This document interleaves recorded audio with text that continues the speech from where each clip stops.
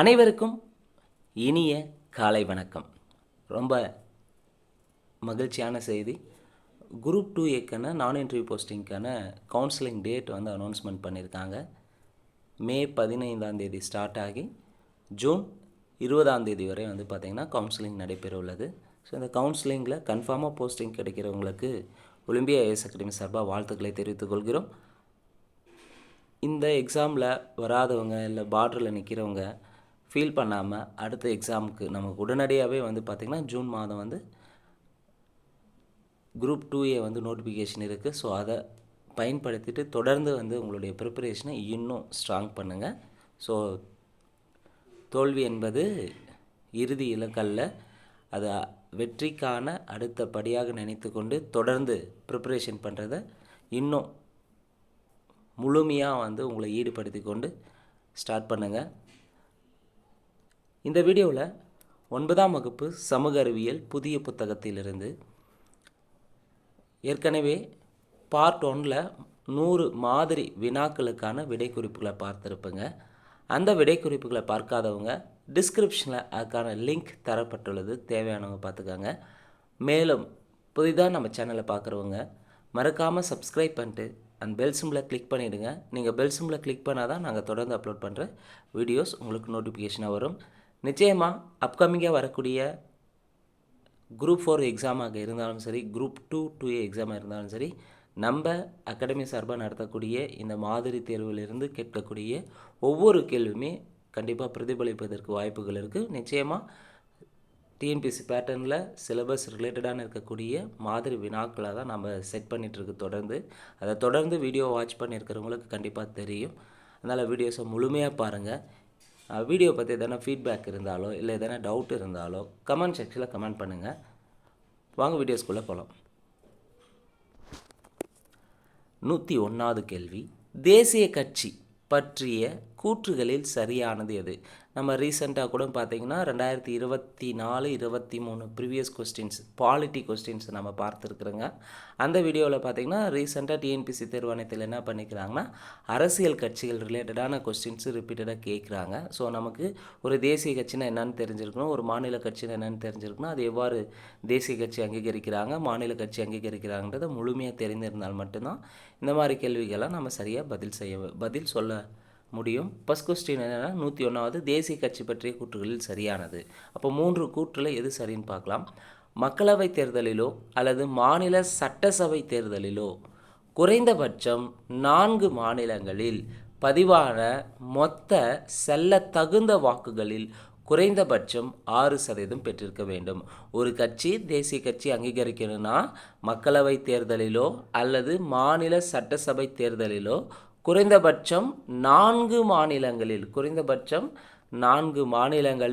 பதிவான மொத்த செல்ல தகுந்த வாக்குகளில் குறைந்தபட்சம் 6% பெற்றிருந்தால் அது தேசிய கட்சி அங்கீகரிக்கப்படும்.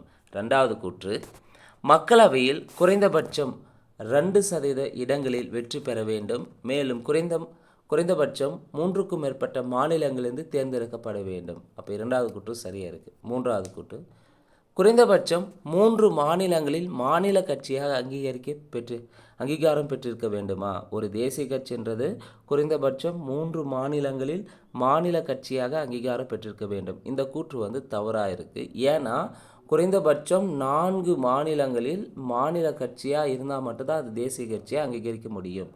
அப்போது சரியானது 1, 2 மட்டும் சரி. 102வது கேள்வி, பொதுக்கணக்கு குழுவின் தலைவர் யார்? மக்களவையினுடைய எதிர்க்கட்சி தலைவர் தான் வந்து பார்த்திங்கன்னா பொது கணக்கு குழுவின் தலைவராக உள்ளார். கேள்வி 103, அழுத்த குழுக்கள் என்ற சொல் எந்த நாட்டில் உருவாக்கப்பட்டது? இந்த கொஸ்டின் பார்த்திங்கன்னா ஆல்ரெடி டிஎன்பிசியில் கேட்டிருக்காங்க. 2023 டிஎன்பிசி கண்டக்ட் பண்ண பல்வேறு தேர்வுகளிலிருந்து பாலிட்டி பகுதியில் இந்த கொஸ்டின் கேட்டிருக்காங்க. அழுத்த குழுக்கள் என்ற சொல் அமெரிக்க நாட்டில் உருவாக்கப்பட்டது. 104, மனித உரிமை நாள் எப்போது அனுசரிக்கப்படுகிறது? டிசம்பர் 10. இந்த கொஸ்டின் ஆல்ரெடி கேட்டிருக்காங்க. 105, மனித உரிமைகள் பற்றிய உலகளாவிய பேரறிக்கையில் எத்தனை உறுப்புகள் உள்ளன? மனித உரிமைகள் பற்றிய உலகளாவிய பேரறிக்கையில் எத்தனை உறுப்புகள் உள்ளன? 30 உறுப்புகள் உள்ளன.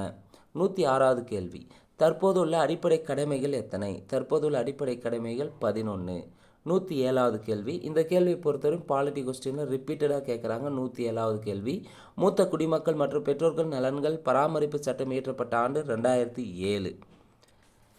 108 தேசிய மனித உரிமைகள் ஆணையம் ஏற்படுத்தப்பட்ட ஆண்டு. ஆல்ரெடி கேட்ட கேள்வி தான். தேசிய மனித உரிமைகள் ஆணையம் ஏற்படுத்தப்பட்ட ஆண்டு 1993 அக்டோபர் 12.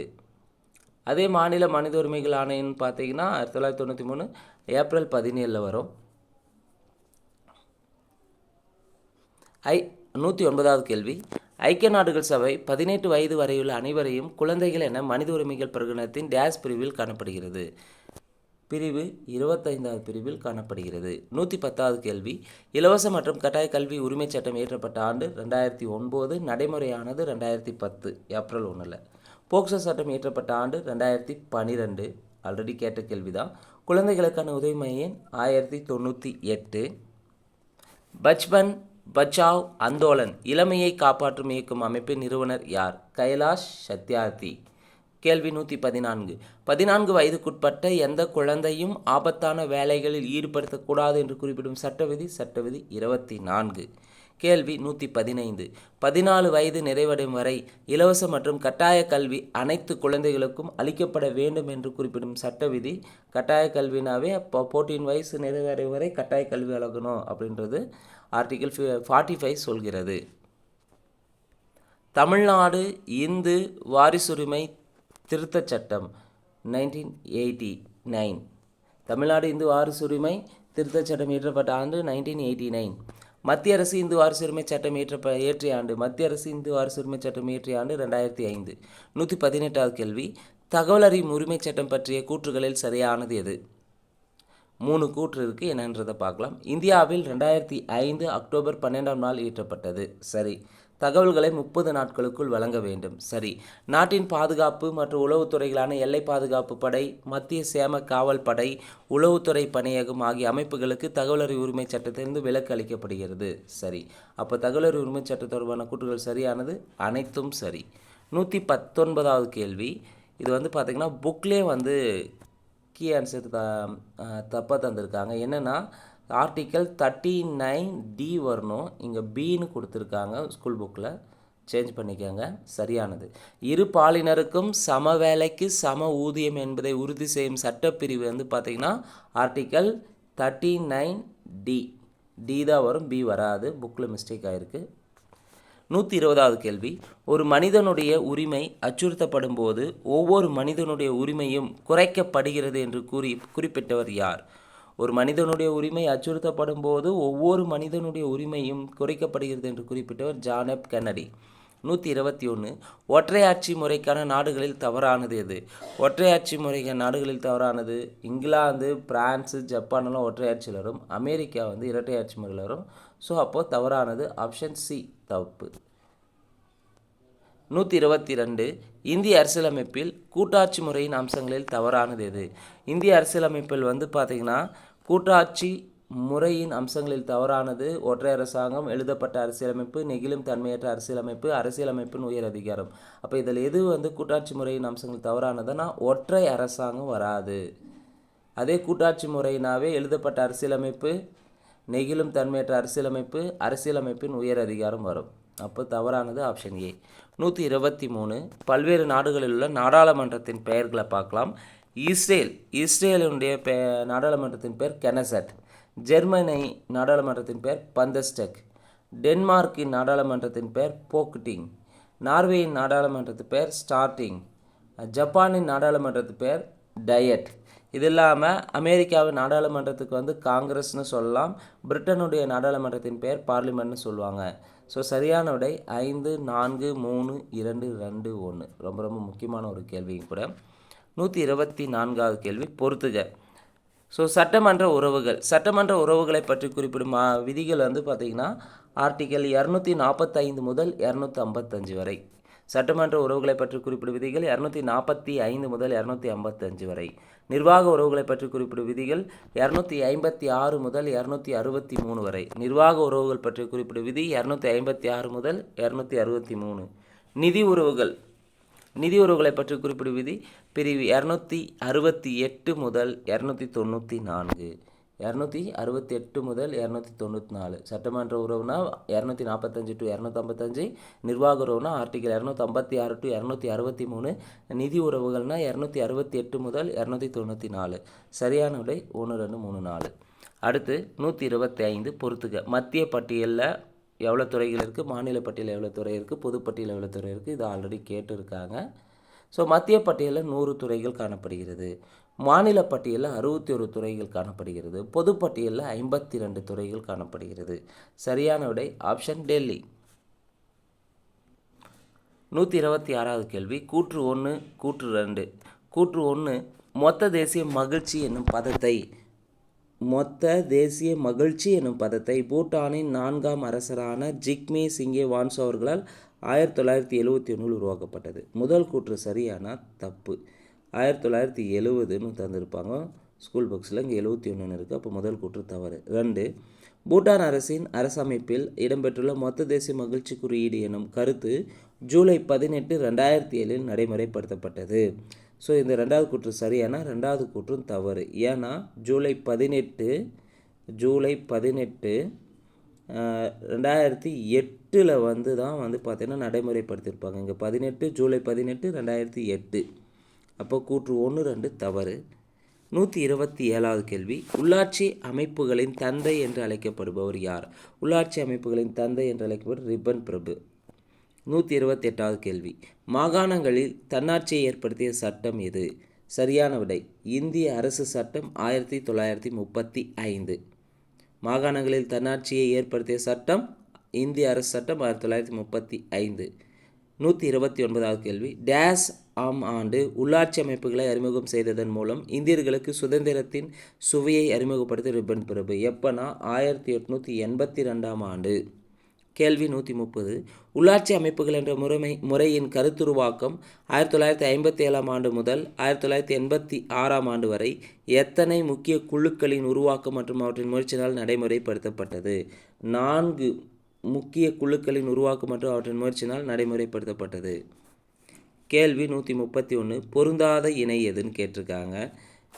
4 ஆப்ஷனும் பார்க்கலாம். அபிவிருத்தி திட்டம் தொடங்கப்பட்டது 1952. சரி. தேசிய நீட்டிப்பு சேவை 1953. சரி. பஞ்சாயத்து ராஜ் சட்டம் 1957. சரி. தமிழ்நாடு பஞ்சாயத்து ராஜ் சட்டம் 92ஆனா கிடையாது. தமிழ்நாடு பஞ்சாயத்து ராஜ் சட்டம் இயற்றப்பட்டது 1994 வந்திருக்கணும். அப்போ பொருந்தாத இணை ஆப்ஷன் டெல்லி. 132வது கேள்வி. பல்வந்தராய் மேத்தா குழு. இந்த கொஸ்டின் பார்த்தீங்கன்னா டிஎன்பிஎஸ்சியில் ரிப்பீட்டடாக, குறிப்பாக நம்ம 2024 டிஎன்பிஎஸ்சி தேர்வாணையம் நடத்திய 5 தேர்வுகள்லையும் ஏதோ ஒரு எக்ஸாமில் கேட்டிருக்காங்க. ரீஅரேஞ்ச் பண்ண சொல்லியிருப்பாங்க, இல்லை தனியாகவும் செப்பரேட்டாகவும் கேட்டிருக்காங்க. நம்ம இதுக்கு முன்னே ப்ரீவியஸ் கொஸ்டின்ஸை பார்த்துருக்குறோங்க பாலிட்டி பகுதியில். பல்வந்தராய் மேத்தா குழு பார்த்திங்கன்னா 1957. அசோக் மேத்தா குழு 1977-78. ஜிவிகே ராவ் குழு 1985. அடுத்து எல்எம் சிங்வி குழு 1986. சரியான விடை ஆப்ஷன் ஏ. 133வது கேள்வி. கிராம ஊராட்சியின் ஆய்வாளராக செயல்படுபவர் யார்? கிராம ஊராட்சியின் ஆய்வாளர் யார்னா மாவட்ட கலெக்டர், டிஸ்ட்ரிக்ட் கலெக்டர் தான். 134வது கேள்வி. 3 அடுக்கு அமைப்பு உள்ள ஊரக உள்ளாட்சி அமைப்பில் டேஸ்க்கு மட்டுமே வரி விதிக்கும் அதிகாரத்தை பெற்றுள்ளது. 3 அடுக்கு அமைப்புள்ள ஊரக உள்ளாட்சியில் கிராம ஊராட்சிக்கு மட்டும்தான் வரி விதிக்கும் அதிகாரம் உள்ளது. கேள்வி 135.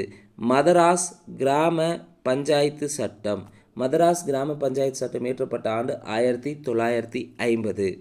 உள்ளூர் நிர்வாக சீர்திருத்தங்கள் ஆணை ஏற்படுத்தப்பட்ட ஆண்டு 1957.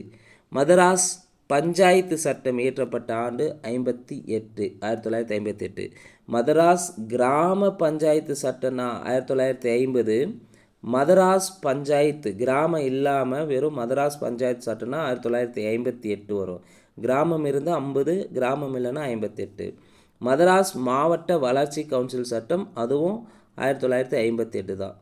மதராஸ் மாவட்ட வளர்ச்சி கவுன்சில் சட்டம் இயற்றப்பட்டது 1958. சரியான விடை ஆப்ஷன் டெல்லி. 136வது கேள்வி. சுதந்திர இந்தியாவில் கிராம குடியரசு எனும் பஞ்சாயத்துகளை கனவு கண்டவர் யார்? மகாத்மா காந்தி. 137வது கேள்வி. கூற்று 1, கூற்று 2 இதில் எது சரின்னு பார்க்கலாம். பெரியார் அவர்கள் 1917ஆம் ஆண்டில் இருந்து பல ஆண்டுகள் ஈரோடு நகராட்சியின் பெருந்தலைவராக பதவி வகித்தார். 1917 சரி. 1919இல் குழாய் மூலம் குடிநீர் விநியோகம் முறையினை பெரியார் செயல்படுத்தினார். எப்போ? 1919. ஸோ இரண்டாவது கூற்று சரி. அப்போ கூற்று 1, 2 சரி. 138வது கேள்வி, வேரற்ற புற்கள் என்று அழைக்கப்பட்ட குழு எது? வேரற்ற புற்கள் என்று அழைக்கப்பட்ட குழு, திட்டக்குழு அமைக்கப்பட்ட குழு GVK ராவ் குழு 1985. 139வது கேள்வி, மூன்றடுக்கு பஞ்சாயத்து அமைப்பை பரிந்துரை செய்த குழு. மூன்றடுக்கு பஞ்சாயத்து அமைப்பை பரிந்துரை செய்த குழு பல்வந்தராய் மேத்தா குழு 1957. 140வது கேள்வி, இரண்டடுக்கு முறை மற்றும் அரசியல் கட்சிகள் அனைத்து நிலை தேர்தல்களிலும் பங்கு பெற வேண்டும் என்று பரிந்துரை செய்த குழு.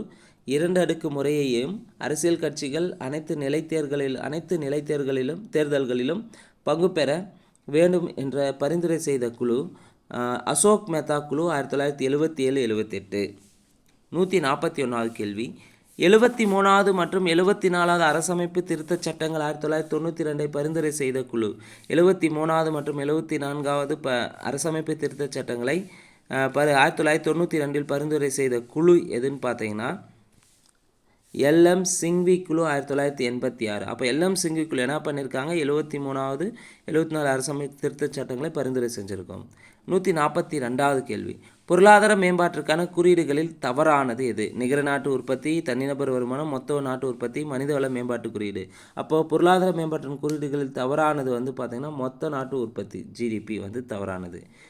143, தேசிய உற்பத்தியின் உண்மையான அளவாக கருதப்படுவது எது? தேசிய உற்பத்தியின் உண்மையான அளவாக கருதப்படுவது நிகர நாட்டு உற்பத்தி.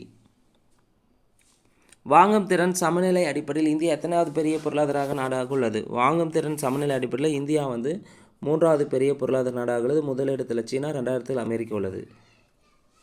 மனிதவள மேம்பாட்டு குறியீட்டெண்களில் தவறானது எது? ஆயுட்காலம், கல்வியறிவு, வாழ்க்கை தரும், பாலினம். இதில் மனிதவள மேம்பாட்டு ஹியூமன் டெவலப்மெண்ட் இண்டெக்ஸில் 3 குறியீடு தான் மெயினாக எடுத்திருப்பாங்க. ஆயுட்காலம், கல்வியறிவு, வாழ்க்கை தரம் இருக்கும். பாலினம் இருக்காது. அப்போ தவறானது ஆப்ஷன் டெல்லி. 146வது கேள்வி, 2015-16ஆம் ஆண்டு உயர்கல்வியில் தமிழ்நாட்டின் சேர்க்கை விகிதம் எவ்வளவு? 44.3%.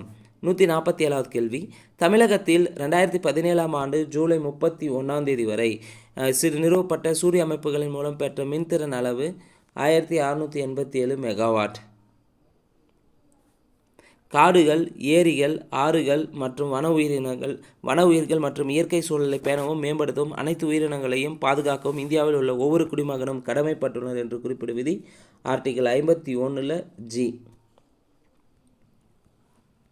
149வது கேள்வி, பொறுத்துக. தேசிய பசுமை தீர்ப்பாய சட்டம் இயற்றப்பட்ட ஆண்டு 2010. ரொம்ப முக்கியமானது, ஆல்ரெடி கேட்டிருக்காங்க. தேசிய பசுமை தீர்ப்பாய சட்டம் இயற்றப்பட்ட ஆண்டு 2010. பல்லுயிர்மை பாதுகாப்பு சட்டம் இயற்றப்பட்ட ஆண்டு 2002. வன பாதுகாப்பு சட்டம் 1980. நீர் பாதுகாப்பு மற்றும் மாசுபடுத்தல் தடுப்பு சட்டம் 1974. வனவிலங்குகள் பாதுகாப்பு சட்டம் 1972. சரியான விடை ஆப்ஷன் டெல்லி.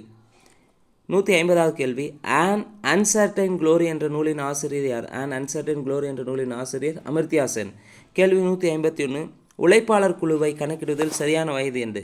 உழைப்பாளர் குழுவை கணக்கிடுதல் சரியான வயது 15 முதல் 60 வயது. வேலைவாய்ப்பின்மை சிக்கலை தீர்ப்பதற்காக வேலைவாய்ப்பு அலுவலகத்தை அமைத்தவர் யார்? பிரோஷா துக்ளக். இருவேல்பட்டு கிராமத்திற்கு கில்பர்ட் ஸ்லேட்டர் முதலில் சென்ற ஆண்டு 1916. 1972-73ஆம் ஆண்டு தொடங்கி 4 பத்தாண்டுகளுக்கு இந்தியாவின் வேலைவாய்ப்பு வளர்ச்சி வீதம் சராசரியாக %, பெருகியுள்ளது. 2% பெருகியுள்ளது. 155வது கேள்வி, யாருடைய ஆட்சி காலத்தில் 178 கிராம் எடை கொண்ட வெள்ளி நாணயம் அறிமுகம் செய்யப்பட்டது? ஷெர்ஷா சூரி ஆட்சி காலத்தில் தான் 178 கிராம் வெள்ளி நாணயம் அறிமுகம் செய்யப்பட்டது. இந்திய ரிசர்வ் வங்கி செயல்பட தொடங்கியது 1935 ஏப்ரல் 1. 1935 ஏப்ரல் 1.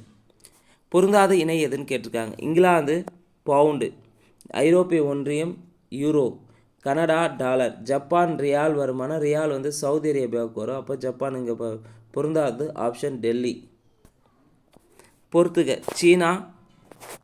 சீனாவுடைய நாணயத்தின் மதிப்பு, நாணயத்தின் பேர் என்னென்னா சீனானா யுவானு, சவுதி அரேபியானா ரியாலு, ஆஸ்திரேலியானா dollar, Malaysia ringgit. Malaysia ringgit. சரியான விடை ஆப்ஷன் பாம்பே.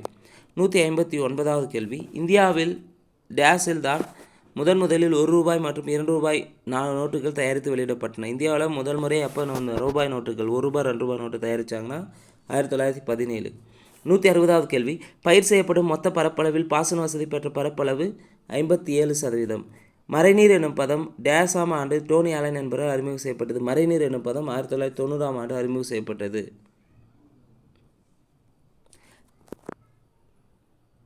தமிழகத்தில் பெருமளவு பயிர் செய்யப்படும் நெல்லின் உற்பத்தி திறன் 2014-15ஆம் ஆண்டில் ஹெக்டருக்கு டேஸ் கிலோவாக என்ற அளவில் இருந்தது. 2014-15 நெல் உற்பத்தி திறன் எவ்வளோ இருந்ததுன்னா ஒரு ஹெக்டருக்கு 4429 கிலோ என்ற அளவில் இருந்தது. தமிழகத்தில் வடகிழக்கு பருவமழை பொழியும் மாதங்கள். வடகிழக்கு பருவமழைனாவே தமிழ்நாட்டை அக்டோபர் டிசம்பர். 2011 மக்கள் தொகை கணக்கெடுப்பின்படி இந்தியாவில் கிராமப்புற மக்கள் டேஸ் சதவீதம் இடம்பெயர்ந்தவர்களாக உள்ளனர். இந்தியாவில் கிராமப்புற மக்கள் 37% இடம்பெயர்ந்தவர்களாக உள்ளனர். வெளிக்குடியேற்ற பதிவில் முன்னிலை வைக்காத மாவட்டம். வெளிக்குடியேற்ற பதிவில் முன்னிலை வகிக்கும் மாவட்டம்னாவே அது முன்னிலை வகிப்பது சென்னை. 2015ஆம் ஆண்டில் தமிழ்நாட்டிலிருந்து இடம்பெயர்ந்தவர்களில் கல்வியறிவற்றோரின் சதவீதம் எவ்வளவு? தமிழ்நாட்டிலிருந்து இடம்பெயர்ந்தவர்களில் கல்வியறிவற்றோரின் சதவீதம் 7%. 167வது கேள்வி. மேட்டூர் நீர்த்தேக்கம் இவ்வாறு அழைக்கப்படுகிறது. ஸ்டான்லி நீர்த்தேக்கம் என்று அழைக்கப்படுகிறது. 168வது கேள்வி பொறுத்துக. குழந்தை திருமண தடை சட்டம். குழந்தை திருமண தடை சட்டம் 2006. வரதட்சணை தடை சட்டம் 1961. வீட்டு வன்முறை சட்டம் 2005 ஏற்றிருப்பாங்க. வேலை செய்யும் இடத்தில் பெண்கள் பாலியல் துன்புறுத்தல் சட்டம் 2013. குழந்தை திருமண தடை சட்டம் இயற்றப்பட்டது 2006. வரதட்சணை தடை சட்டம் 1961. வீட்டு வன்முறை சட்டம் இயற்றப்பட்டது 2005. வேலை செய்யும் இடத்தில் பெண்கள் பாலியல் துன்புறுத்தலுக்கு ஆளானால் அதை பற்றி குறிப்பிட்ட சட்டம் இயற்றப்பட்டது 2013. தமிழ்நாட்டில் உள்ளாட்சி அரசாங்கத்தின் வரலாற்றினை டேஸ் மற்றும் டேஸ் கல்வெட்டுகளின் மூலம் அறியலாம். தமிழ்நாட்டின் உள்ளாட்சி அரசாங்கத்தில் காஞ்சிபுரத்தில் இருக்கக்கூடிய உத்திரமேரு கல்வெட்டின் மூலம் அறியலாம். 170வது கேள்வி. ஜமீன்தாரி முறையை இந்தியாவில் அறிமுகப்படுத்தியவர் யார்? காரன்வாலிஸ் பிரபு. பிரிட்டிஷ் ஆட்சியின் கீழ் பிராமணர் அல்லாதவருக்கான சுயாட்சி வட்டார அரசியல் கீழ்வரவற்றுள் எந்த வட்டாரத்தின் அரசியல்வாதிகள் வேண்டினர்? மெட்ராஸ் மாகாண அரசியல்வாதிகள் வேண்டினர். பண்டிட் மோதிலால் பாட்டு என்ற தொகுப்பை வெளியிட்டவர். பண்டிட் மோதிலால் பாட்டு என்ற தொகுப்பை வெளியிட்டவர் வி.ஏ. தியாகராயர். டேஸ் இரண்டும் தங்கா வேணுலகம் வானம் வழங்காதேனின் எதுன்னு பார்த்தீங்கன்னா டேஸ் இரண்டும் தங்கா வேணுலகம். டேஸ் இரண்டும் தங்கா வேணுலகம்னாவே தானம் தவம். ஒருவன் செல்வம் பெற்றதால் பெற்று பயனாக வள்ளுவம் உரைப்பது எது? ஒருவன் செல்வம் பெற்றதால் பெற்ற பயனாக வள்ளுவம் உரைப்பது சுற்றத்தால் சுற்றப்பட ஒழுகுதல் வேண்டும். 175வது கேள்வி. குடும்பத்தில் ஒரு நபர் என்ற சிறுகதை ஆசிரியர் யார்? குடும்பத்தில் ஒரு நபர் என்ற சிறுகதை ஆசிரியர் கி. ராஜநாராயணன். ஜிகே பகுதியை பொறுத்தவரையும் பார்த்தீங்கன்னா இப்போது ஒரு 20 கேள்வி தமிழ் ரிலேட்டடான கேள்வியை கேட்குறாங்க, குறிப்பாக யூனிட் 8ல். ஸோ அதனால் பொதுத்தமிழ் பகுதியை பொறுத்தவரையும் பார்த்திங்கன்னா 100 கேள்வி. ஜிகேவிலையும் அந்த பொதுத்தமிழ் பகுதியை தெளிவாக படிச்சிருந்தாங்கன்னா அது பண்பாடு ரிலேட்டடான கொஸ்டின்ஸு நம்ம எளிமையாக அட்டன் பண்ண முடியும். அப்போது ஒரு பொதுத்தமிழ் பகுதிக்கு மட்டுமே பொதுத்தமிழை மட்டும் தெளிவாக படிச்சிருந்தா 125 கேள்விகள் நாம் எழுத முடியும். அதற்கடுத்தாக பார்த்திங்கன்னா மேத்ஸ்லேருந்து 25 கொஸ்டின், அப்போ 150 கொஸ்டின் ஆயிடுச்சு கிட்டத்தட்ட. ஸோ இந்த 150 கொஸ்டினில் குறிப்பாக யூனிட் 8 and 9ல் ஒரு கிட்டத்தட்ட யூனிட் 8லேயே 6 to 8 கொஸ்டின்ஸ் கேட்குறாங்க. மீதி ரிமைனிங் பார்த்திங்கன்னா 9ல் கவர் பண்ணி கேட்டுருவாங்க. இது இல்லாமல் பாலிட்டி பகுதியை பொறுத்தவரையும் மேக்ஸிமம் எல்லா தேர்வுகளையும் அனலைஸ் பண்ணது 2024 நடந்த பல்வேறு 5 தேர்வுகள் நடந்திருக்கு 2024. அந்த கொஸ்டின் பேப்பர் அனலைஸ் பண்ணும்போதும் சரி, பாலிட்டி பகுதியை பொறுத்தவரையும் மினிமம் 10லேருந்து 11 or 12 கொஸ்டின்ஸ் கேட்குறாங்க. மேக்ஸிமம் 12 to 13 கொஸ்டின்ஸ் பாலிட்டி பகுதியில் வைக்கிறாங்க. அப்போது நமக்கு குரூப் 4ல் நல்ல ஸ்கோர் பண்ணால் பொதுத்தமிழ் பகுதி, தமிழ், மேத்தமெட்டிக்ஸ், அடுத்து unit 8 and 9, next one polity, அதுக்கு அடுத்து பார்த்திங்கன்னா எக்கனாமிக்ஸ். இப்படி பார்த்திங்கன்னா எந்தெந்த பகுதியில் அதிகமான கொஸ்டின்ஸ் கேட்குறாங்க அப்படின்றத அந்த பகுதியை நல்லா ஃபோக்கஸ்டாக நம்ம படிச்சிங்கன்னா ஈஸியாக ஸ்கோர் பண்ணிடலாம். பார்த்துக்கோங்க. குடும்பத்தில் ஒரு நபர் சிறுகதை என்ற நூலின் ஆசிரியர் யார்? கி. ராஜநாராயணன். 176வது கேள்வி. நும்மினும் சிறந்தது நுவ்வை ஆகும் என்று அன்னை கூறினாள், புன்னையது சிறப்பே. நுவ்வை என்பது எதை குறிக்கணும்? நுவ்வைனா தமக்கையை குறிக்கும். இது பார்த்திங்கன்னா 166லேருந்து ப்ரீவியஸ் கொஸ்டின்ஸு ஜிகே பகுதியில் இப்படிலாம் கொஸ்டின்ஸ் செட் பண்ணியிருக்காங்க. ஸோ அதுவும் நம்ம வந்து பார்த்திங்கன்னா நம்ம ஒலிம்பியா அகாடமி சார்பாக நடத்தக்கூடிய மாதிரி தேர்வுகளில் ப்ரீவியஸ் கொஸ்டின் ரிலேட்டடாக அந்தந்த டாப்பிக்கில் பொது தமிழ் பகுதியிலேருந்து எப்படியெல்லாம் வேறு ஜிகேவாக கன்வெர்ட் பண்ணி கேட்டிருக்காங்கன்றதையும் நம்ம பார்த்து வருகிறோம். பார்த்துக்காங்க. இப்போ 166லேருந்து நம்ம பார்க்கக்கூடிய எல்லா கேள்வியுமே வந்து பார்த்திங்கன்னா ப்ரீவியஸ் கொஸ்டின் பேப்பர் தான். நும்மினும் சிறந்தது நுவ்வை ஆகும் என்று அன்னை கூறினால் புன்னையது சிறப்பே. இதில் நுவ்வை என்பது தமக்கை. தமக்கைனா அக்காவை குறிக்கும். 177வது கேள்வி. ரோமபுரி பேரரசு உருவாவதற்கு முன்பிருந்தே மலபார் கடற்கரைக்கும் அரேபியாவிற்கும் இடையே வியாபார தொடர்பு இருந்தது என கூறியது யார்? ஏபி இப்ராஹிம் குஞ்சி. 178வது கேள்வி. 1921 மாப்ளா கழகம் எந்த இடத்தில் நடைபெற்றது? கேரளாவில் நடைபெற்றது. காம்ராட் என்ற ஆங்கில பத்திரிகை ஆரம்பித்தவர் யார்? காம்ராட் என்ற ஆங்கில பத்திரிகை ஆரம்பித்தவர் மௌலானா முகமது அலி. 180வது கேள்வி. 1925ஆம் ஆண்டு ஈவே ராமசாமி காங்கிரஸிலிருந்து விலகியதற்கு காரணம்? இவரால் காந்திய கொள்கையை பின்பற்ற முடியவில்லையா? கிடையாது, இவர் காந்திய கொள்கையை பின்பற்ற முடிந்தது. அப்போ ஒன்று தப்பு. காங்கிரஸ் முழுவதுமாக பிராமண தலைவர்கள் மேலாதிக்கத்தின் கீழ் இருந்தது. அப்போது சரியாக வந்து பார்த்தீங்கன்னா ஏன் இவர் காங்கிரஸ் கட்சியிலேருந்து விலகிறார்னா முழுக்க வந்து அந்த காங்கிரஸ் வந்து பிராமண தலைவர்கள் மேலாதிக்கத்தின் கீழ் இருந்ததுனால வந்து அவர் விலகியிருப்பார். அப்போ சரியானது 2 மட்டும் சரி. 15வது நிதிக்குழுவின் தலைவர் யார்? 15வது நிதிக்குழுவின் தலைவர் NK சிங். 182வது கேள்வி. தேசிய கிராமப்புற சுகாதார திட்டத்தின் ஒரு பகுதியாக குழந்தை பரிசோதனை மற்றும் குழந்தையின் பாலினம் அறுதல் உள்ளது. இதை டேஸ் என அறியப்படுகிறது? ராஷ்ட்ரிய பால் சுவாஸ்தியா காரியகிராம். 183வது கேள்வி. பின்வரும் கூற்றை கவனி. 1. நில சீர்திருத்தத்தில் ஜமீன்தாரி முறையில் நிலத்தை உழுபவரை அரசுக்கு வரி செலுத்துபவர் ஆவர். அப்படிங்களா? நிலத்தை ஜமீன்தாரி முறையில் நிலத்தை உழுபவர் அரசுக்கு வரி செலுத்தியிருப்பாங்களா? கிடையாது. அவங்க உழுபவர்கிட்டேருந்து வரியை வசூலிப்பாங்க ஜமீன்தார்கள். அதன் மூலமாக ஜமீன்தாருக்கு வந்து ஒரு குறிப்பிட்ட பகுதியை கட்டுவாங்க. அப்போ முதல் கூற்று தவறு. ஜமீன்தாரி முறை காரன்வாலிஸ் பிரபு அவர்களால் 1893ஆம் ஆண்டு தொடங்கப்பட்டதுன்னு சொல்லியிருக்காங்க. அப்போ 2வது கூற்று தவறு.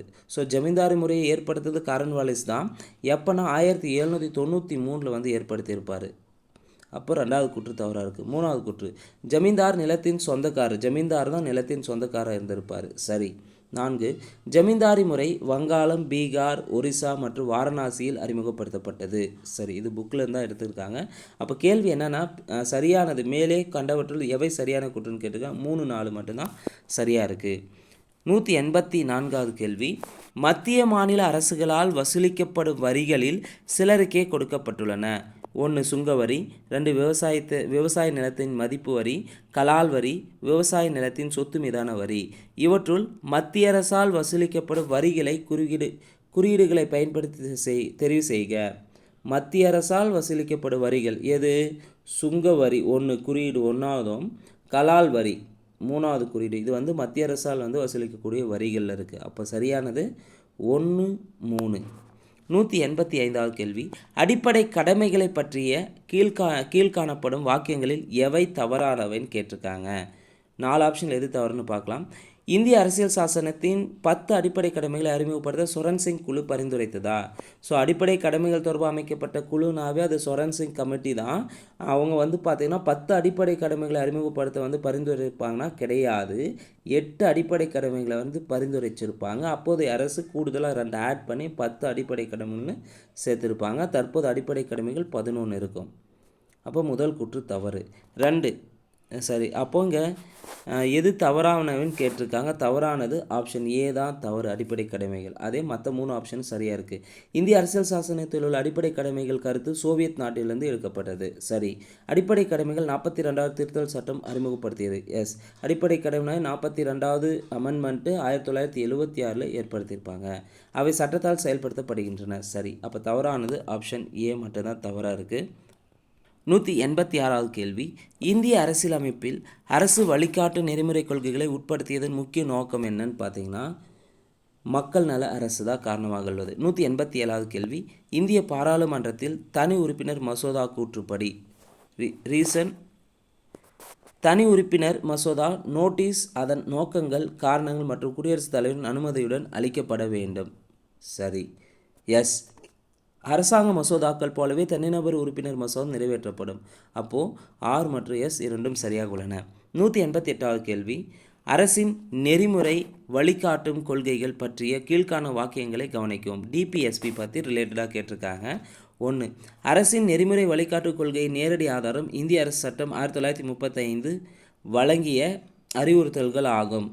அப்படின்னு பார்த்தீங்கன்னா அரசின் நெறிமுறை கோட்பாடுகள் 1935 வழங்கியதானா? கிடையாது. டிபிஎஸ்பினாவே இது அயர்லாந்து எடுத்திருப்பாங்க. 2வது, 1937ஆம் ஆண்டு அயர்லாந்து அரசியலமைப்பின் அதிலே கொடுத்துருக்காங்க. 1937ஆம் ஆண்டு அயர்லாந்து அரசியலமைப்பின் வழிநடத்து கொள்கைகளை நீதிமன்றத்தில் நியாயப்படுத்த முடியாது. ஸோ ஏ தவறு, பி சரி. 189வது கேள்வி, நகர, திராவிட மற்றும் விசர ஆகியவை என்னன்னு பார்த்தீங்கன்னா இந்த மூன்றும் இந்திய கோயிற்கலையின் வகைகளாகும். நகரபாணி, திராவிடபாணி, விசாரப்பாணின்ட்டு. 190வது கேள்வி, விஜயநகர அரசர்களின் நாணயங்களில் செப்பு நாணயங்கள் எவைன்னு கேட்டிருக்காங்க. விஜயநகர அரசர்களில் நாணயங்கள் செப்பு நாணயங்கள் எவைன்னு கேட்டிருக்காங்க. செப்பு நாணயங்கள்லாம் ஜிட்டால். கீழ்வரும் முற்கால நகரங்களில் ஒன்றினை பற்றி சீன யாத்திரிகர் பாகியான் குறிப்பிட்டுள்ளார். சீன யாத்திரிகர் பாகியான் குறிப்பிட்டுள்ளார். எந்த நகரத்தை பற்றினா பார்த்தீங்கன்னா வைஷாலி நகரத்தை பற்றி. 192வது கேள்வி, அரப்பாவில் உள்ள கருவிகள் எதனால் செய்யப்பட்டது? அரப்பாவில் உள்ள கருவிகள் வெண்கலம் மற்றும் வெள்ளியால் செய்யப்பட்டது. அரப்பா மக்கள்னாவே இரும்பின் பயனையும் குதிரையின் பயனை அறிந்திருக்க மாட்டார்கள். 193வது கேள்வி, தொல் மங்கோலியர்கள் இமயமலையின் விளிம்பு பகுதியில் வாழ்ந்து வருகின்றனர். கீழ் உள்ள எந்த பழங்குடியினர் தொல் மங்கோலிய இனத்தைச் சேர்ந்தவர்கள்? நாகர்கள், சக்மாக்கள், லெப்சா, தோடர்கள். தோடர்கள் வரமாட்டாங்க, நீலகிரியில் வரக்கூடியவங்களாக இருப்பாங்க. இங்கே நாகர்கள், சக்மாக்கள், லெப்சா இவை 3 பேர்ட்டும் இமயமலையினுடைய தொல் மங்கோலியர்கள் ஆவர். 194வது கேள்வி, ஷோலா என அழைக்கப்படும் காடு வகை. ஷோலா என அழைக்கப்படும் காடு வகை என்னன்னு பார்த்தீங்கன்னா உப அயன மிதவெப்ப மலைக்காடுகள். ஷோலா என அழைக்கப்படும் காடு வகை உப அயன மிதவெப்ப மலைக்காடுகள். 195வது கேள்வி, வங்கதேசத்துடன் எல்லையை பகிர்ந்து கொள்ளும் மாநிலம் எது? வங்கதேசத்துடன் எல்லையை பகிர்ந்து கொள்ளும் மாநிலம் திரிபுரா. யாரால் தேசிய புலம்பெயர் தகவல் அமைப்பு உருவாக்கப்பட்டது? யாரால் தேசிய புலம்பெயர் தகவல் அமைப்பு உருவாக்கப்பட்டதுன்னா சரியான விடை ஆப்ஷன் ஏ, தேசிய பேரிடர் மேலாண்மை ஆணையம். தேசிய பேரிடர் மேலாண்மை ஆணையத்தில் பார்த்திங்கன்னா அதன் மூலம்தான் தேசிய புலம்பெயர் தகவல் அமைப்பு உருவாக்கப்பட்டது. தேசிய பேரிடர் மேலாண்மை ஆணையம் எப்போ உருவாக்கியிருப்பாங்கன்னா 2005 டிசம்பர் 23ஆம் தேதி உருவாக்கப்பட்டது. 197வது கேள்வி, இந்திய விமானப்படையின் முதல் பெண் விமானி யார்? இந்திய விமானப்படையின் முதல் பெண் விமானி யார்னா குஞ்சன் சக்சேனா. 198வது கேள்வி, தேசிய கிருஷி கர்மன் விருதை 5 முறை பெற்ற மாநிலம் எதுன்னு கேள்வி கேட்டிருக்காங்க ப்ரீவியஸில். தேசிய கிருஷி கர்மன் விருதை 5 முறை பெற்ற மாநிலம் எதுனா கரண்ட் அஃபேர்ஸ் ரிலேட்டடான கேள்வி, தமிழ்நாடு. நான் முதல்வன் ஒலிம்பியாட் திட்டம் தொடங்கப்பட்ட நாள் எப்போதுன்னு கேட்டிருக்காங்க. நான் முதல்வன் ஒலிம்பியாட் திட்டம் தொடங்கப்பட்ட நாள் பிப்ரவரி 20 2024. நான் முதல்வன் ஒலிம்பியாட் திட்டம் இந்த ஆண்டில் பிப்ரவரி 20ஆம் தேதி தொடங்கப்பட்டது. 200வது கேள்வி, பாலி நாரிமன் பற்றிய கூற்றுகளில் சரியானது எதுன்னு கேட்டிருக்காங்க. சமீபத்தில் இவர் இறந்திருப்பார் பாலி நாரிமன். ஸோ இவரை பற்றிய கூற்றுகள் எது சரின்னு பார்க்கலாம். இவருக்கு 1991 பத்மபூஷன் விருது பெற்றார். பத்மபூஷன் விருது 1991 பெற்றார், சரி. 2007 பத்ம விபூஷன் விருதை பெற்றார், சரி.